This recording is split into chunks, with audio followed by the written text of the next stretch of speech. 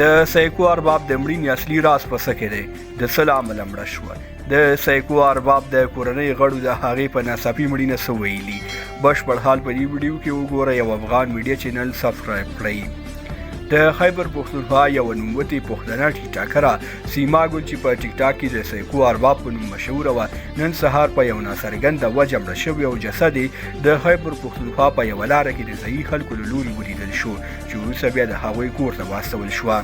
په لومړیو کې داسې ګونګوسي موجودې وې چې هغه یو چا وژلی او بیا یې جسد په لاره کې غورځولی، خو وروسته یې ورور د رسنیو سره په خبرو کې تایید کړه چې دوی له هیچا سره ستونزه او دښمني نه لرله او نه هم کوم چا یا کومې ډلې سیما ګل ته د مرګ ګواښ کړی و. هغه وویل چې خور مې سیما ګل د زړه ناروغي لرله او په دې وروستیو کې نهایي ډېره خرابه شوې هم وه چې یو ثبوت یې په ټیک ټاک کې کم حضور او کمې ویډیوګانې ورکول هم و. بس مرګ په نیټه دی. سیما ګل بیچاره اوس وفات شوه. مرګ حق دی، موږ ټول مرو. هغه بیچاره اوس د الله پاک مېلمنه ده. نو له تاسو ټولو مې هیله دا ده چې کم تر کمه غیبت ورپسې مه کوئ او تهمتونه پرې مه تړئ. د مغفرت دعا ورته وکړئ چې پاک رب العزت یې دا سخته شپه پرې اسانه تېره کړي. آخر هغه ښه انسانه ده او زموږ پسې راجذه هم ده. تاسې په دې اړه څه ویل لرئ کمنټ کې ولیکئ. زموږ ویډیو شیر او چینل سبسکرایب کړئ. تر بیا ښې اشارې لوی لامل شه.